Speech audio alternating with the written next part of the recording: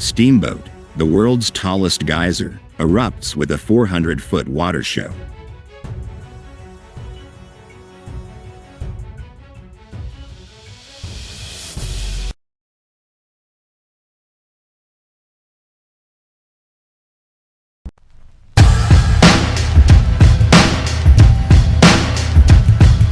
In the world of geysers, none are bigger or more powerful than Steamboat.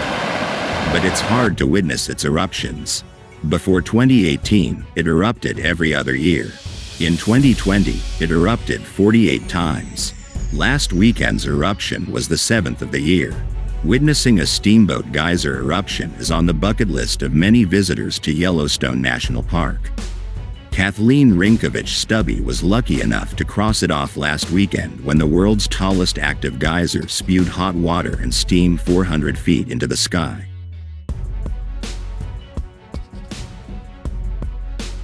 Rynkiewicz-Stuby captured video of the unusual event. The video shows a column of steam shooting out of the geyser, with a sound reminiscent of a jet engine. Steamboat Geyser is the undisputed king of the Norris Geyser Basin and is currently in its most active period in recorded history. Unlike the predictable Old Faithful, visitors will have to be extremely lucky to see Steamboat in all its glory, but there are signs that can improve the odds. Mike Pulland, a research geophysicist at the Cascades Volcano Observatory and the scientist in charge of the Yellowstone Volcano Observatory, confirmed that Steamboat Geyser erupted at 2:46 p.m. on October 8th. He said Rynkiewicz-Stuby's video was taken during the second and much longer phase of a typical steamboat eruption. Steamboat behaves in an interesting way, he said. The first few minutes of the eruption are what we call the water phase, when the water shoots out, 300 to 400 feet high. After 10 to 30 minutes, the geyser begins to enter a steam phase, which can last up to 24 hours with decreasing intensity.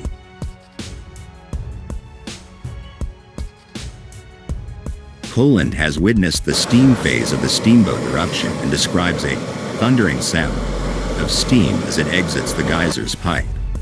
The steam phase serves as a time stamp for the video, suggesting that it must have been recorded shortly after the water phase ended, given the intensity of the steam.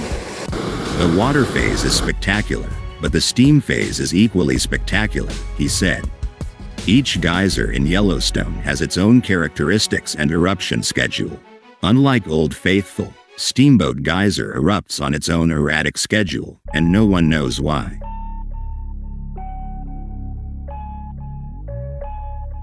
Pulland said part of the reason Steamboat is so erratic may be because it is not isolated, like Old Faithful and Lone Star Geyser. Its unpredictability makes it a typical geyser. There is some speculation that highly isolated geysers would have more periodic or predictable behavior. Old Faithful is fairly isolated from its surroundings and erupts very reliably. Most geysers tend to be more erratic, and some, like Steamboat, are completely random, he said.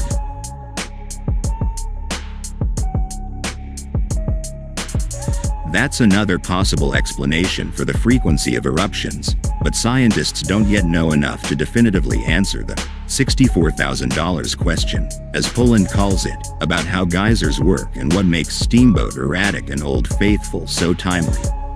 When will Steamboat erupt again? One can expect the next eruption, because it could happen at any time. The next eruption could also take several years. Fortunately for geyser enthusiasts, Steamboat is more active than ever. The October 8th eruption was the 7th recorded in 2023, 43 days after its last eruption on August 25th.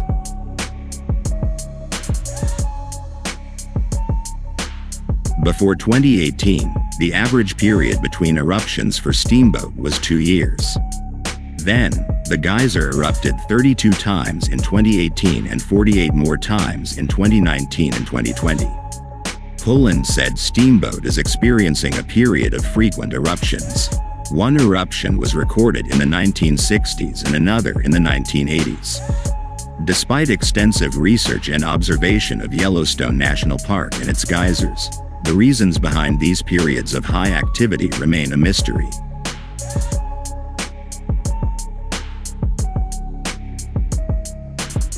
There was a study done earlier this year that tried to answer that question, he said. They looked at rainfall data, earthquake data, groundwater levels, subsurface chemistry, and thermal emissions. And they didn't see any signs of change. Another possible explanation for the frequent eruptions is a change in the geyser's plumbing. Something has changed in the piping system of the hot water. Maybe a new outlet has opened up, or another outlet has narrowed a little bit, which has increased the pressure to trigger more frequent eruptions. We don't really know the answer to that question yet, he said.